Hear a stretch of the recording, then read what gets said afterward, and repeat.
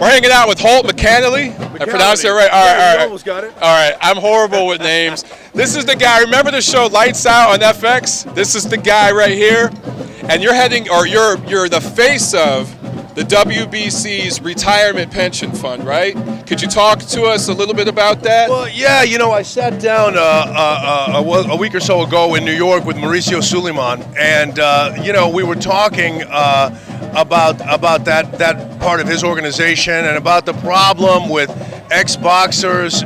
So many of them, they end up at the end of their careers, with no money and no way to support themselves. And we felt like, isn't there a way that we could find some kind of a mechanism so that either promoters, right, give a small portion of the gate, or the sanctioning bodies could give a small portion of the purses, or add $1 to the ticket price, or some kind of a mechanism to raise funds so that guys that are former world champions, or guys that had really distinguished themselves in the sport.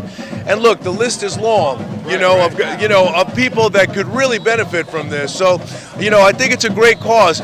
There are a lot of obstacles. It's not going to be easy. Not everybody, do you know what I mean, is as willing to participate as we would like. But maybe, if we keep working toward it, eventually, you know what I mean, it'll be, something that people will be able to rely on. Guys will be able to turn to, so that's what we're hoping.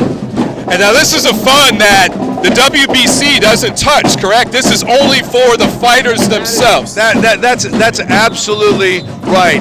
It was Mauricio's father, Jose Suleiman, who this was something that was very important to him, and so he instituted this, and Mauricio is putting a lot of energy, do you know what I mean, behind trying to keep it going. So I'm just trying to help it, to do whatever I can, in a small way to kind of get the word out, or just to attract attention to this issue. Do you know what I mean? Because this is a lot of the media attention goes to football, and those guys go through a lot, but they wear pads and a helmet. Right. Boxers, there's no helmet, there's no pads, No, you listen, I agree with you. Look, the NFL is a very tough sport. Right. And, you gotta have a lot of courage.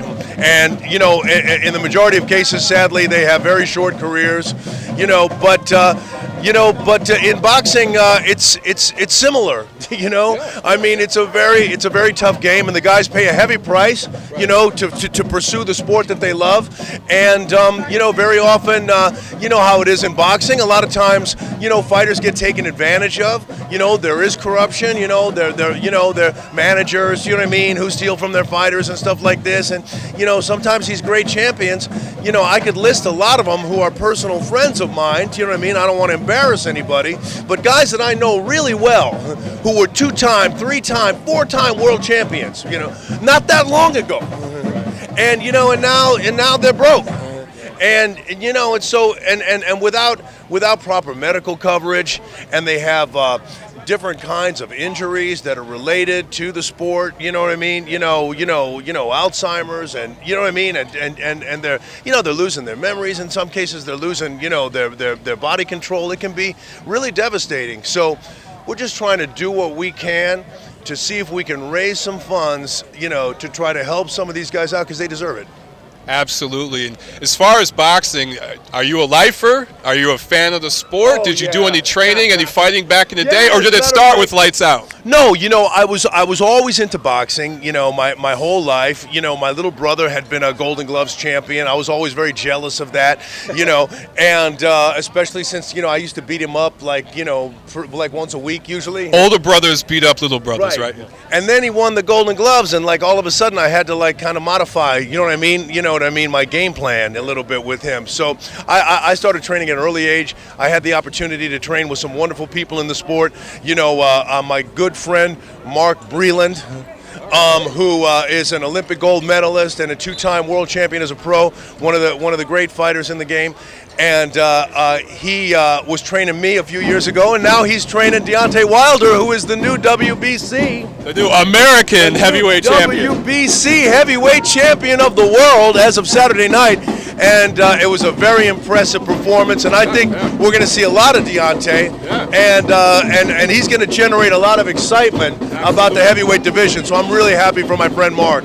Yeah. How do you think Deontay is going to do against Klitschko if that fight happens? Do you see that fight happening, and what do you think? You know, look, I mean, at this point, you know, I don't take anything away from Vladimir Klitschko. You know what I mean? I mean, you know, he is the real thing. Right. I think Vladimir is going to want to unify, you know, the belts. Yeah. So I think Deontay Wilder is going to get that opportunity, and you know, Vladimir is going to find himself in with somebody, you know, his own size.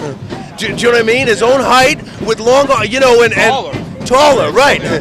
And you know, and what was so impressive about what we saw on Saturday night was the fact that, you know, Deontay has learned so much from Mark about using that jab, about staying on the outside, right?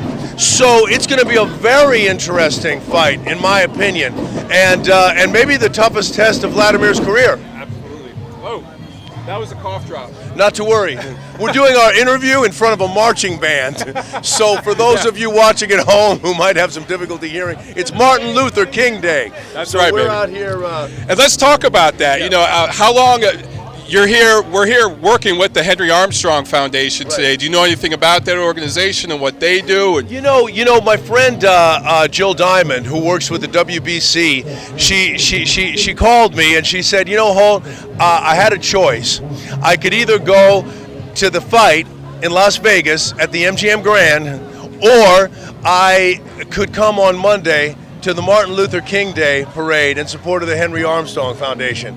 And I was like, wow, man, you know, you are a lady with a big heart, because a lot of people would have chosen to be at the MGM Grand for the heavyweight championship of the world, but she came here, and so I came here with her. And you know, I just thought that, you know, this is going to be a really special day, you know, and I just wanted to be here and you know, contribute in any way that I can. Great. Holt, thank you so much. Lights out. Lights out, baby. They canceled the show, but you can get it on Netflix. Check it There out. you go. It was a great show. There you go. Thanks a lot.